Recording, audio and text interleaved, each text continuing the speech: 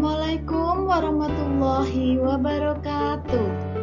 Kali ini saya akan mempresentasikan LK 3.1 saya menyusun best practice atau menyusun cerita praktik baik menggunakan metode STAR, yaitu situasi, tantangan, aksi, refleksi hasil, dan dampak terkait pengalaman mengatasi permasalahan siswa dalam pembelajaran.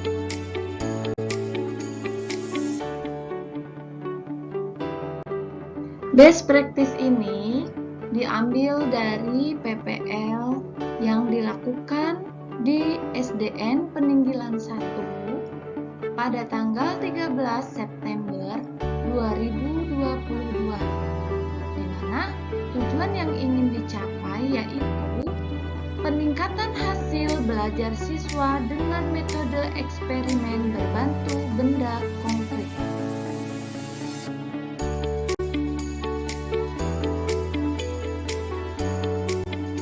Situasi yang menjadi latar belakang masalah yaitu dalam proses pembelajaran, unsur yang sangat penting adalah metode dan media pembelajaran yang saling mempengaruhi, di mana situasi ini dilatar belakangi oleh metode pembelajaran yang digunakan dirasa monoton dan tidak menarik, sehingga kurangnya hasil belajar siswa dan membuat siswa malas dalam belajar, serta kurangnya semangat untuk memahami materi tentang wujud benda.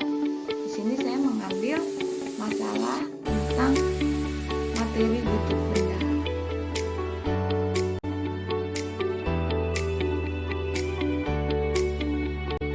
Dan perubahan yang terjadi ditandai dengan 1.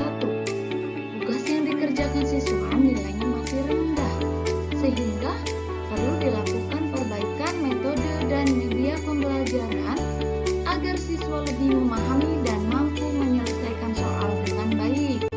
Lalu yang kedua, siswa banyak yang malu untuk mengungkapkan pendapat. Hal ini karena kurangnya rasa percaya diri pada siswa. Kemudian yang ketiga, siswa ingin pembelajaran cepat selesai.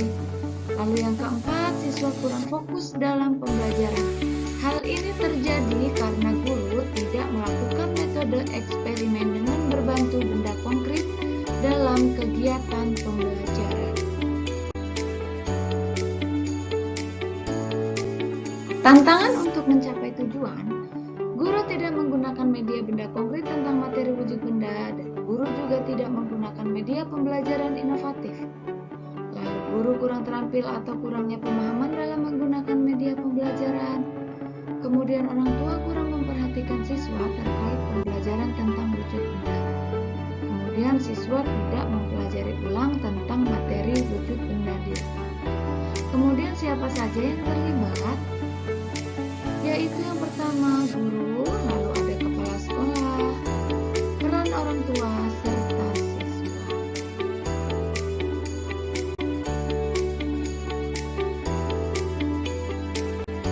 Lalu dilanjutkan dengan aksi, di mana langkah-langkah yang dilakukan untuk menghadapi tantangan. Yang pertama, berkaitan dengan model pembelajaran. Guru menggunakan sintaks dari model pembelajaran dalam kegiatan pembelajaran, mulai dari kegiatan pembuka, kegiatan inti, dan kegiatan penutup. Model pembelajaran yang dilakukan yaitu Problem Based Learning atau PBL. Kemudian sintaks-sintaks PBL itu diantaranya yang pertama, tahap orientasi siswa pada masalah. Lalu yang kedua, tahap mengorganisasi siswa untuk belajar. Kemudian yang ketiga, tahap penyelidikan secara individu ataupun kelompok. Kemudian yang keempat, tahap mengembangkan dan menyajikan hasil.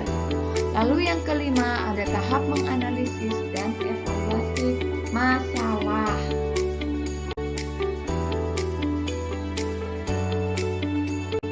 Lalu aksi yang kedua berkaitan dengan metode dan media ajar. Guru menggunakan metode eksperimen dengan memanfaatkan benda-benda konkret yang digunakan sehari-hari agar siswa mudah memahami materi pembelajaran tentang wujud benda, serta menggunakan media ajar yang menarik, serta menerapkan kreativitas dan inovasi yang berbasis TIKPEK. Lalu aksi yang ketiga yang berkaitan dengan penilaian. Yang pertama, guru senantiasa melakukan penilaian secara keseluruhan, mulai dari ranah kognitif, afektif, dan psikomotorik. Selain itu juga guru juga melakukan penilaian sesuai dengan instrumen penilaian evaluasi pembelajaran yang berdasarkan kisi-kisi, indikator ketercapaian, dan rubrik penilaian.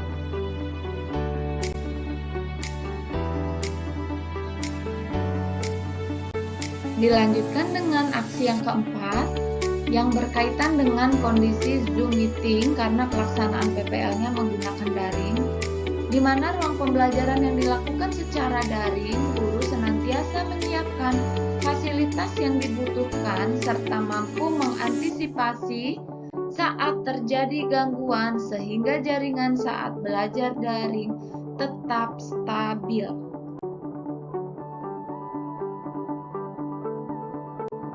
Refleksi hasil dan dampak.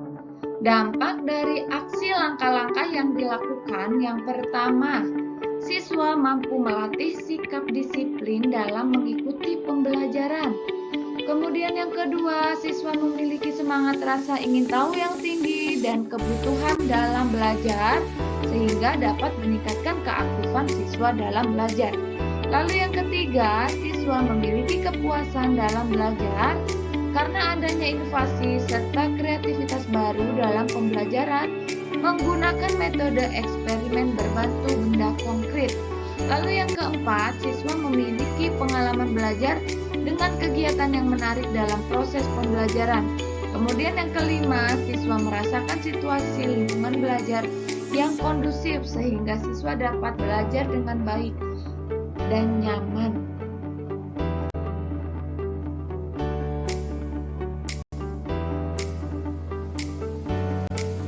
Sekian, terima kasih. Inilah tadi hasil presentasi saya tentang LK 3.1 menyusun best practice. Wassalamualaikum.